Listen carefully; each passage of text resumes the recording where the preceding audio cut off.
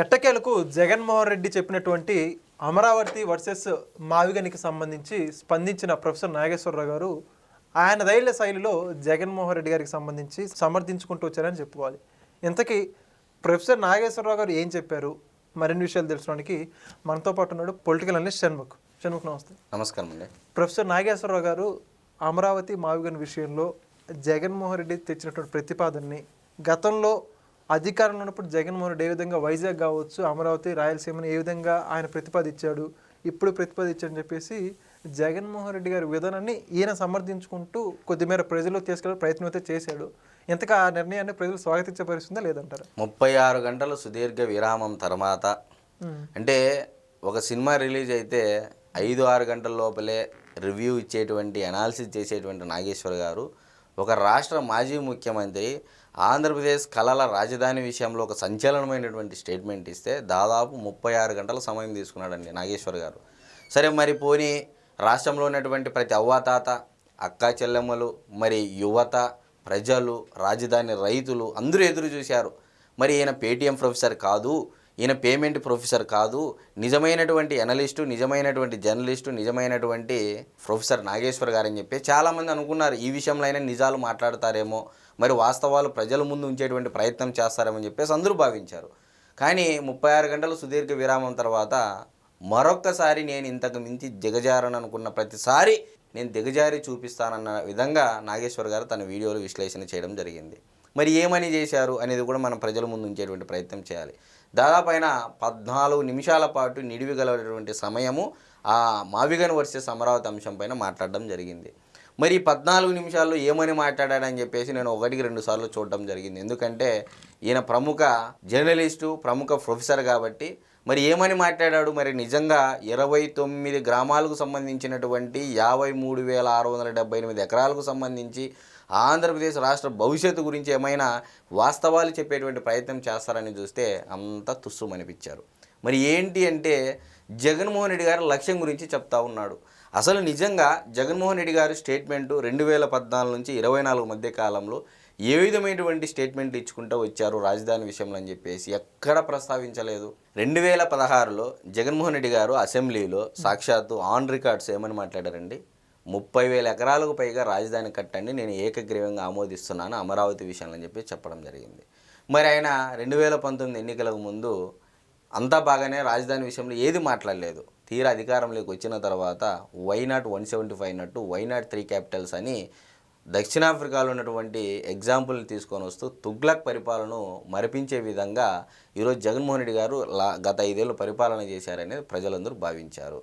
మరి పోనీ కర్నూలు హైకోర్టు అన్నారు, ఎగ్జిక్యూటివ్ క్యాపిటల్ అమరావతి అన్నారు, అసలు ముఖ్యమంత్రి ఎక్కడ కూర్చుంటే అక్కడే రాజధాని అని చెప్పేసి అన్నాడు, అసలు రాజ్యాంగంలో క్యాపిటల్ అనే పదమే లేదని చెప్పేసి కొన్నాళ్ళు అన్నారు. ఏ ఒక్క విషయం గురించి కూడా నాగేశ్వర్ గారు ఎక్కడా ప్రస్తావించలేదు తన యొక్క విశ్లేషణలో.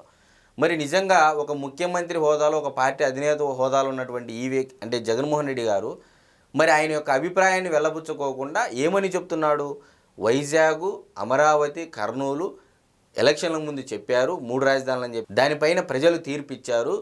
మరి ఇప్పుడు ప్లాన్ ఏ ఫెయిల్యూర్ అయిపోయింది, ప్లాన్ బి అని చెప్పేసి మావిగన్ అనేటువంటి కొత్త పదాన్ని తీసుకొని ఇచ్చారనేటువంటి అంశాన్ని చెప్తా ఉన్నాడు. అంటే ఈయనని ఏమనాలి అనేది నాకు అర్థం కావట్లే. ఇదే రాజధాని రైతులు ప్రపంచ చరిత్రలోనే అత్యధిక రోజులు, ఎక్కువ రోజులు ఉద్యమం చేసినది ఏదైనా ఉంది అంటే ఈ ప్రపంచంలో అది అమరావతి రైతుల ఉద్యమం అని చెప్పేసి నేను తెలియజేస్తా ఉన్నా. అమరావతి పరిరక్షణ సమితి 3 ఏళ్లలో ఒక ఇటుక పేర్చలేనటువంటి వ్యక్తి ఋషికొండలో ఒక ప్యాలెస్ కట్టి ఇదే రాజధాని చెప్పి అంటే ఇంతకు మించిన రాజధాని లేదు, నా భూతో నా భవిష్యత్ అన్నట్టుగా గత 5 ఏళ్ళు మాట్లాడారు. ఏ ఒక్కరోజు కూడా ఈయన దాని గురించి మాట్లాడలేదు.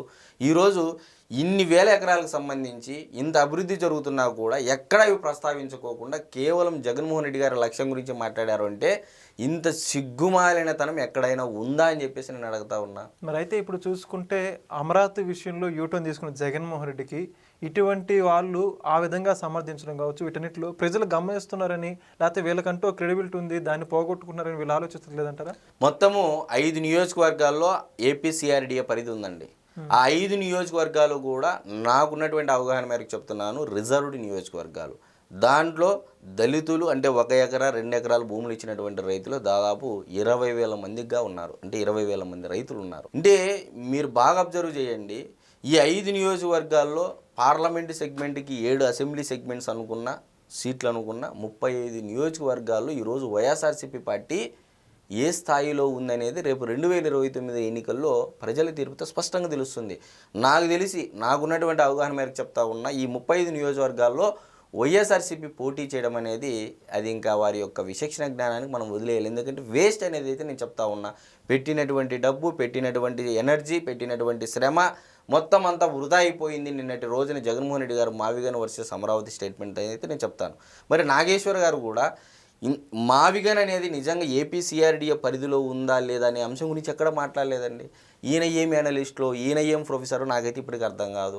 నిన్న మనం ఒక వీడియోలోనే లెక్కలతో సహా చెప్పడం జరిగింది. Inner ring road, outer ring road, దాంట్లో ఉమ్మడి కృష్ణా జిల్లా పరిధి, ఉమ్మడి గుంటూరు జిల్లా పరిధి, మరి రాజధాని క్యాపిటల్ సిటీ ఏరియా ఎంత దాంట్లో కూడా ఆ యొక్క జిల్లాల పరిధి, ఏ మున్సిపాలిటీలు ఉన్నాయి, మంగళగిరి, తాడేపల్లి, లెక్కలతో సహా చెప్పాము. టోటల్ 95% రాజధాని మావిగన్ జగన్మోహన్ రెడ్డి గారు ఏదైతే ప్రతిపాదించారో మావిగన్ అనేటువంటి రాజధాని మొత్తం ఏపీ సిఆర్డీఏ పరిధిలోనే ఉందనేది ఇక్కడ నాగేశ్వర్ గారు చెప్పకపోవడం చాలా శోచనీయం, బాధాకరం. కాబట్టి ఆంధ్రప్రదేశ్ రాష్ట్ర ప్రజలందరికీ నేను విజ్ఞప్తి చేసేది ఏమనగా, ప్రొఫెసర్ కె నాగేశ్వర్ గారు పేటీఎం ప్రొఫెసర్గా నామకరణం చేయడానికి అర్హుడు. నిన్నటి చేసినటువంటి విశ్లేషణలో భాగంగా అయితే నేను ఖచ్చితంగా చెప్పగలను. Thank you. నమస్కారం.